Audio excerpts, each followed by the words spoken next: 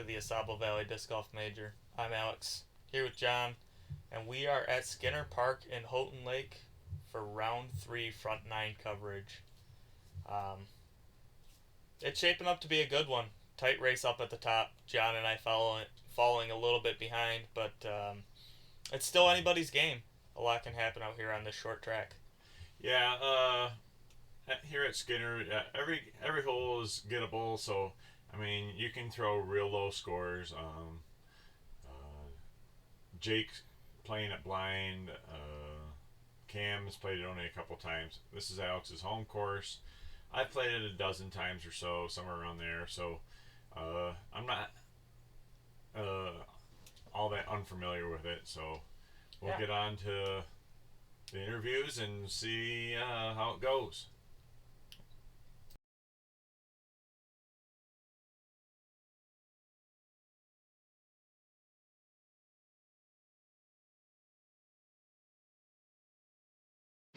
All right, we are here with John with the third round interview. Obviously not where you want to be, sitting down at the bottom. Yeah. A lot of strokes behind. What are your thoughts coming into day 2 here? Yeah, I'm very disappointed with where I'm at. I don't mind being in last place. I just mind being so many strokes over par. Obviously, Bears Den was a disaster for me. I basically eliminated myself day 1. Everything after that is just try to save face. Today is a very scoreable course. I've gone 8 or 10 down on this course before, so I mean, I darn near have to go. I'm 14 over. I mean, if I could get back to even, I'd be ecstatic. I mean, I'm not going to chase the leaders down unless all 3 of them fail, which this is Alex's home course, technically. So I don't expect to catch him for sure, even though he's in 3rd place. I just know that I've dug myself a hole. I'm just out here to have fun now. You mentioned that you eliminated yourself day 1. Does that mean we're going to see some more ace run type shots or some more funky shots out of you? Well, I don't know. I mean, I guess it depends on how the round's going. I mean, if it gets even worse than what it is, than it already is, you know. But I'm basically looking at every hole as a birdie or die type of game, and you know, so I'm gonna have to figure that out, and I may bring out the forehand more today, trying to maneuver my way through the woods. The holes aren't very long. It's all just technical stuff, so I'll have to see. Obviously, this is the shortest and the easiest of the 4 courses. The only real advantage goes to Alex being the home course advantage there. What kind of factor do you think that's going to be, given that nobody has a real advantage here? You know, initially, you know, you think because this is Alex's home course and whatnot, but you know, I think the length that the course is, it's really anybody's game. You know, I've played it enough times to where it's not necessarily an away course for me. You know, it's not home, but it's not away, so I know pretty much every hole and every shot. And one of Alex's big pluses is distance, so this course really negates it. There's only 1 or 2 holes that are really unreachable for me. And I just have to keep it in the fairway, stay off the trees, and hit my birdie looks. I gotta find out how to putt, you know, because last week was no bueno. This week we are adding a bunch of OB onto the Houghton Lake course. What kind of factor do you think that's going to play into the rounds today? I honestly think that's going to help myself and maybe hinder some of the bigger arms, because a lot of times you know, with a lot of power comes a lot of responsibility, and being able to find that touch shot, you know, figuring out how to throw a 100-foot shot rather than throwing, you know, a 125-foot shot for someone that throws 400 or 500 is sometimes that's tougher than you realize. And so, you know, someone that doesn't throw all that far, it's really not as hard to maneuver a disc and stop from going like long OB, you know, because a lot of the OBs that we have today are edge of circle or in the circle, so it's going to be tough. You know, you know, as scoreable as this course is, I think the OB may turn out to be a factor, and if I can keep myself from ever not going OB, I'm almost certain that we're going to see some OB shots today. Well, that's all I've got for you. Thanks and good luck today. All right, we're here with third place Alex. You know, probably not where you had envisioned yourself being right now. No, I don't count myself out of it yet, mostly because these next two courses are what I consider my home courses. I play pretty well on the hill, and I play pretty well here. Obviously, this being the easier course, it can go anybody's way, but definitely not where I wanted to be. Kind of shot myself in the foot at the end of round 2. Just got tired, and then round 1, I can't complain with 3 over. That's a round where I normally shoot, but I would have liked to be a little bit better there. Yeah. Okay, you mentioned being tired and whatnot, and obviously this is a shorter course, but our second round is much tougher. Do you have to manage anything on this course, being it's a much smaller course, to try to save some for the bigger course, or is it just go all out on this one and see what happens? With how short this course is, I think it's going to be a go all out. There's not very many power shots here, so I don't have to tax my arm too much. The biggest thing is going to be towards the end of round 4.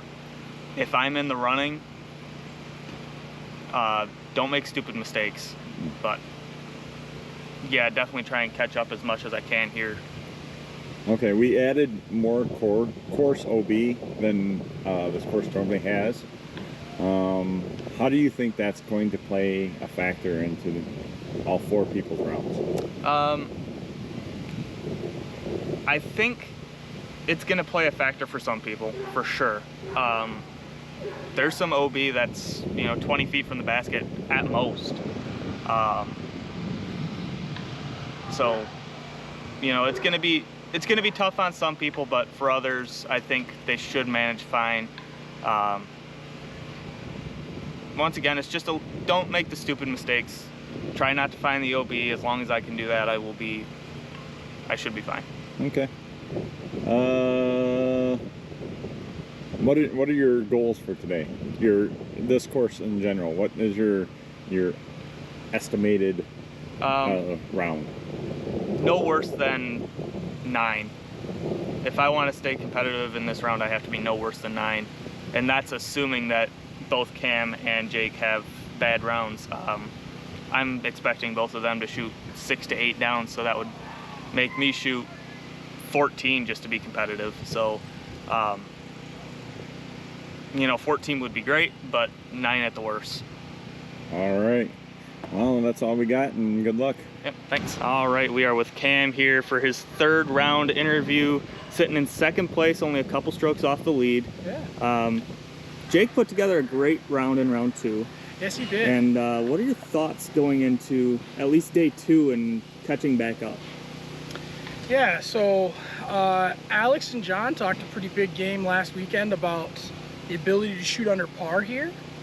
I've only played here twice, most recently Memorial Day weekend last year, so it's been a while. My best round out here is 1 under, so I've gotten a lot better since Memorial Day last year. That said, you know, I'm gonna have to push it and have a pretty good round, I think, to be competitive. I think Alex is still well within striking range, and I think Jake's got the game that, you know, if he's getting off the tee well, you know, left to right, he could leave me behind if I'm not playing well either. So, you know, gonna have to go. I mean, the last time I was here, I had 5 birdies and 4 bogeys, including bogeying 16, 17, 18. So I'm gonna have to clean the last few holes, be more accurate there, and probably try to get from 5 birdies to 7 or 8, I think, to be competitive. I think overall, if I can get somewhere in the 6 down range, that puts me in a place where between this round and the round we're going to play at the Hill to conclude, I could probably go close to even par. And I think somewhere between 1 and 5 under might win the whole thing. I think it's going to depend on how well people shoot here and then how well the Hill round goes. So day 1, you expected 10 over. That was the definitely goal. Exceeded that goal for by sure, a lot. Yeah, I did. Shooting 11 strokes better than that goal at 1 under. How's your mental mindset coming after day 1? You know, I played very well blind in Kingsley at the Bears Den. That helped a lot. Shooting 2 under par there was big. Course sort of fits my game, so that's, you know, you've got to take it with a grain of salt. But I played really well at Green Lake. I mean, yeah, I shot 1 over, but you know, I played that course twice before in a 2-round tournament earlier this year and shot like a combined 17 over. So to shoot 1 over in the round felt really good. I think, you know, you get pushed a little bit by Alex and Jake shooting really hot. And then I think, you know, coming into today, it feels like there were still strokes I left out there, especially on the putting green. I've been struggling with my putt the last month or so. So it's going to have to be about, you know, shooting off the drives and the approaches well to make the putt short today. If I can do that, I think I can aim for even par or maybe even a little bit better today. And that's, you know, if the putters, you know, if I'm hitting putts. If not, we're just going to try to finish above or below par for the tournament. We'll see. Obviously, Houghton Lake's the easiest and the shortest course. So Alex and John have added a little bit of OBs that typically aren't on the course. Okay, interesting. What kind of factor do you think that's going to play into today's round? Oh, I think it'll factor in big. I mean, especially, you know, Jake's playing the course blind as the leader. I've played the course twice, never played with the OB, haven't played it in over a year. So, you know, John and Alex are going to add OB that they think is fair based on having played this course a lot. I think if I recall correctly, this is where Alex learned to play.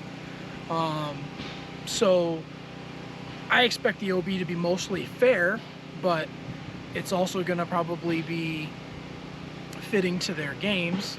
That said, Alex is a right-hander with more distance, and John is more of a technical player, and he's left-handed. So the OB, again, I think will be fair. It'll be a challenge. We'll have to think through it. I'll be interested to see what it is, and I have to make sure I'm asking questions on the tee so I know where it all is.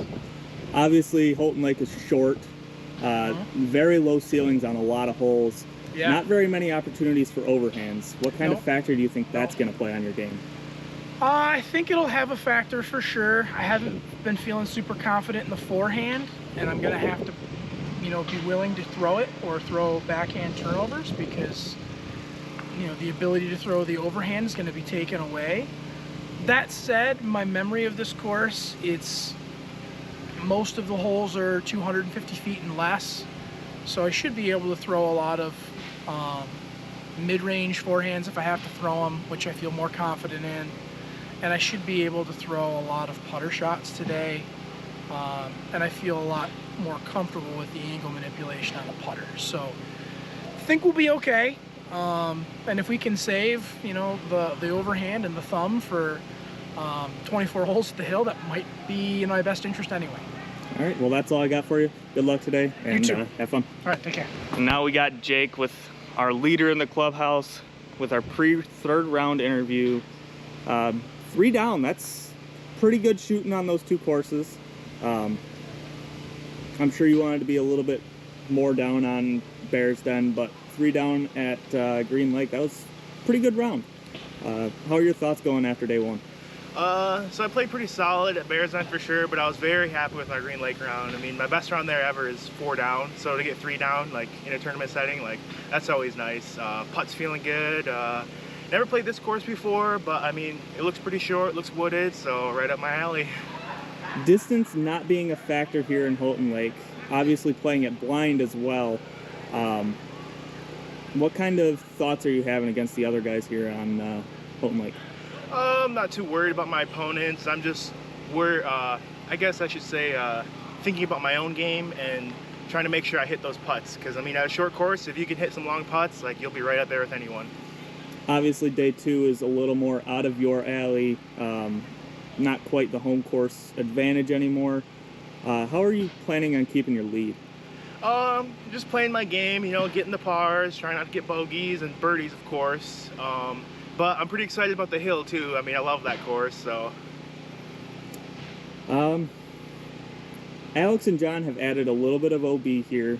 Playing it blind, what kind of factor do you think is going to be on this course? I guess not a huge factor. I mean, it's something that really just, it depends. It could come into play drastically, or it could like not even be a factor. Playing it blind, so I don't really have any expectations for anything really. All right, and then lastly, how do you feel about your chances going into the last 2 rounds here? I feel pretty solid, but I mean, it's golf. Anything can happen on any hole on any given day. So I mean, it all comes down to the last hole. We'll see where it ends up. All right, that's all I got for you. Thanks. Thank you. Yeah. First off the tee for round 3, sitting at 3 under par. It's Jake Ogama. Yeah, obviously good to check in with the guys, see how their head is sitting before the round. And we're on hole 1, 173 foot, par 3. Slight dog leg here off to the right side. Second off the tee, sitting at 1 under par. Cam Wilson money. Yeah, like we said, Jake playing this course blind. He on his first drive left a little inside, ended up catching that tree. So he's got a little bit of work to go on the first hole. Cam threw a great shot. Then we have Alex and myself, who's played this course enough. So Alex knows exactly what he's looking for. Third on the tee, sitting at 5 over. Alex Smith. Not sitting great. I mean, 3 over and 2 over respectively on those 2 courses are,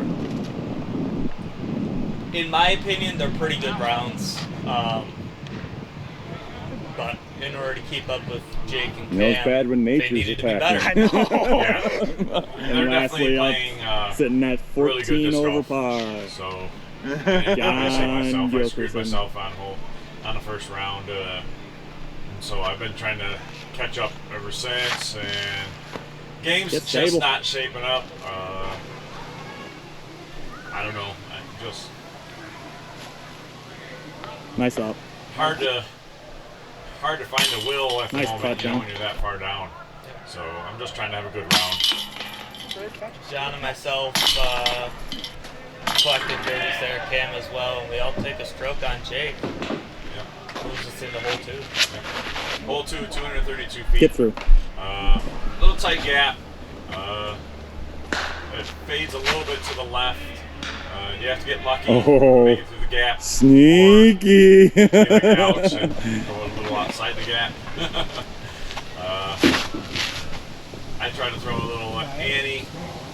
It's a putt. My MD1, hoping it would hook up, and ended up Yeah, coming good out of shit. it. Shot, Jake. Left myself a little bit of a putt. Cam with a nice little floater. Nice up. Cam. Myself putting woes. Oh my have God. continued from round 1 and round 2. I'm not sure what's going on. I'm struggling. I collect my birdie there. And I take a stroke on the card. Yeah. Jake,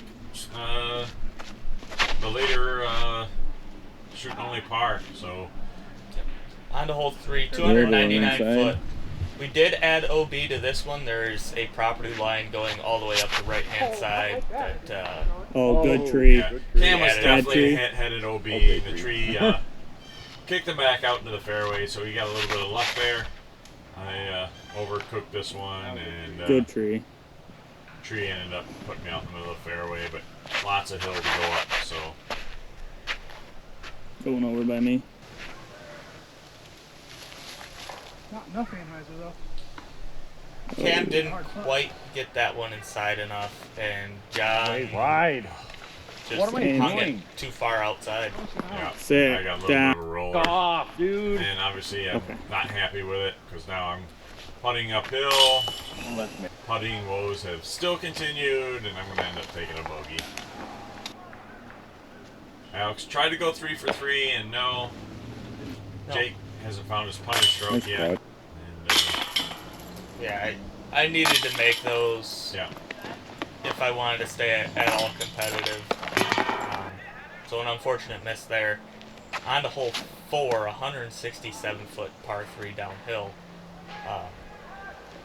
Yeah, it's a pretty simple shot. All you got to Absolute do is park just job. get it going and let the disc and momentum do its thing, and you ended up parking it. Cam leaked his a little bit to the left. Yep, and so did Jake. Get Jake, off of that. I think he thought it would flex Threw out it, at the kind end, of. and it never did. Myself, I was just trying to get something that would, I threw my MD1, tried to throw it down there nice and soft, and I kind of wanted it to Anheuser, and Not quite. not quite. Ended up coming out of it, and hit an early tree, left myself outside circle, and Right there. So bad. Just yeah, so bad. Nice putt, Cam. Cam. Woo, and a good catch to top it Doing off. Cam things. Nice putt, Jake Jake. finally finds wakes up.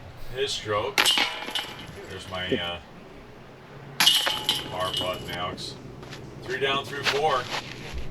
On to hole 5, 285-foot par 3.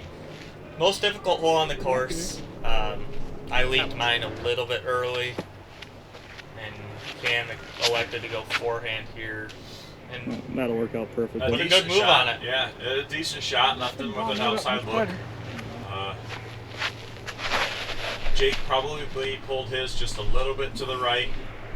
Collected some early trees. Me, I threw about the best shot I could have.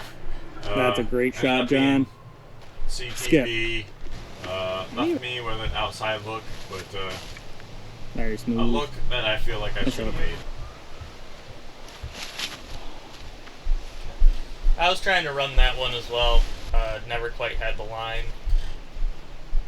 Oh, just shy. Cam here did have the line, Just not not the height. quite on the height. Yeah. And John had the height, not quite the line. Yeah. More woes. Just zero confidence in my putt. You know, and when you're feeling that way, the basket just, it looks so small, and it's so hard to make it. I mean, even this putt, we ended up, you know, it's pretty simple, but it feels very difficult. Get off that tree. Finish.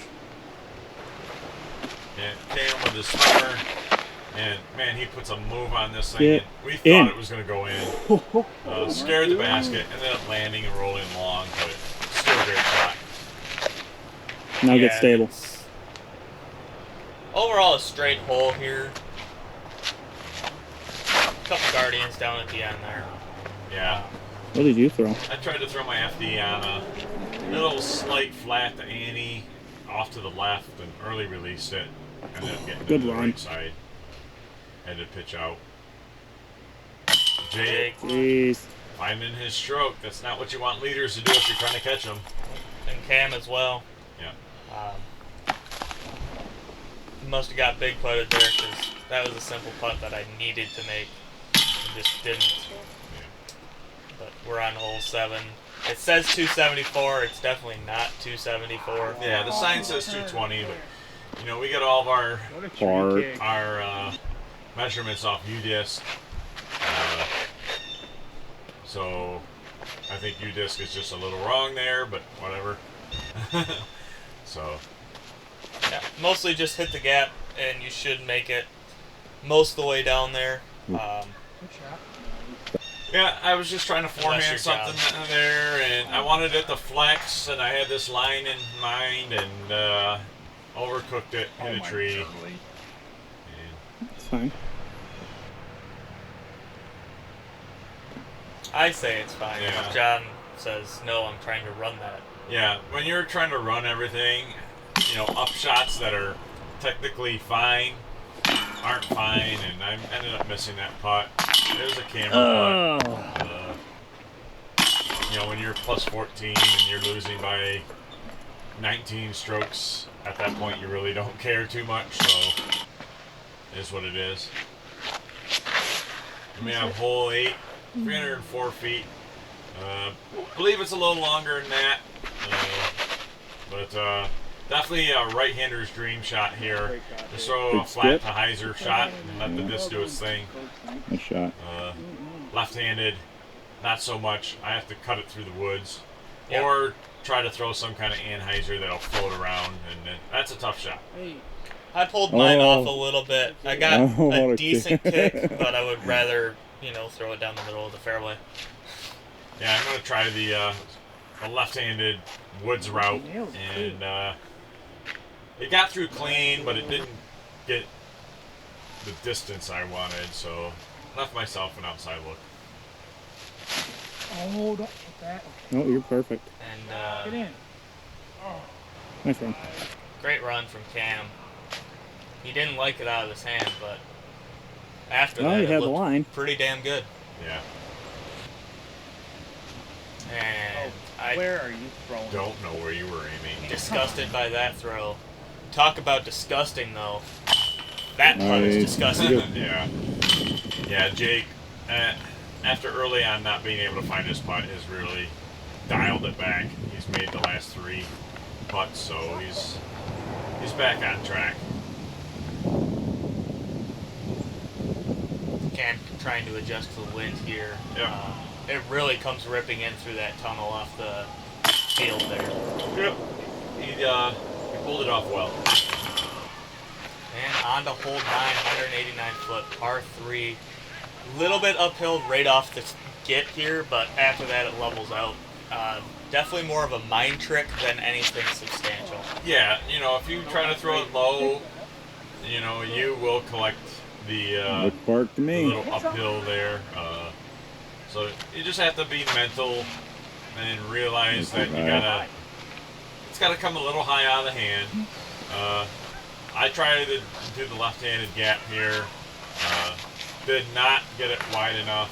Ended up collecting pretty much the first real tree I could have hit. So Great shot, John. Good upshot for John there. Jake to try and get something going again, and yeah, I'm sure that was a disappointed miss by Jake, because he had been Good save, John. making his last 3 putts, so it was something that he would want to probably have back. And Cam, with his drive, leaves him a chance to tie the overall, and bang. does. Almost tried to pepper itself through. Mm-hmm. And that's gonna do it for round 3, front 9. Cam off to a hot start, sitting at 5 down.